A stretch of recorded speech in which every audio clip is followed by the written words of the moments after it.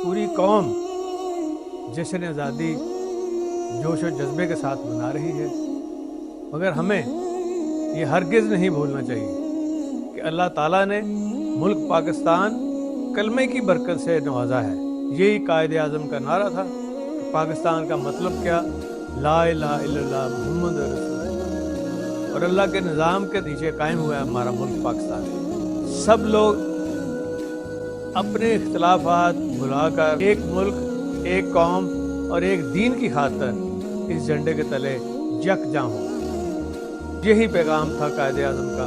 ख़ास तौर पे आज हम अपने शहीदों की कुर्बानियों को याद रखें, जिन्होंने क़याम पाकिस्तान के मौका पर अपनी जानों का नजराना पेश किया।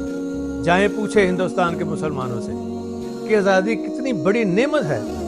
इस आज़ादी पर हम अल्लाह ताला का जितना भी शुक्र अदा करें कम है। 14 अगस्त की असल रूह ये है कि हम इसको दिलो जान से एक मुल्क के लिए, एक कौम के लिए दुआ भी करें अल्लाह ताला से कि या अल्लाह हमें हर महाज पर, चाहे वो मईशत का महाज हो, चाहे वो जंग का महाज हो, चाहे वो करप्शन के खिलाफ जहाद हो, सब इकट्ठे हो जाएं और यकजा होकर इस मुल्क को आगे लेके जाएं। इस मुल्क ने बहुत आगे बढ़ना है, आगे तरक्की करनी है। और नौजवानों को ख़ास तौर पर मैं खराज तहसीन पेश करता हूँ कि माशाअल्लाह वो बड़ी सोच समझ रखने वाले हमारे नौजवान हैं, और हमें पूरी उम्मीद है कि हमारे नौजवान जो है ये इस मुल्क को आगे लेके जाएंगे। पाकिस्तान जिंदाबाद, कायदे आज़म जिंदाबाद।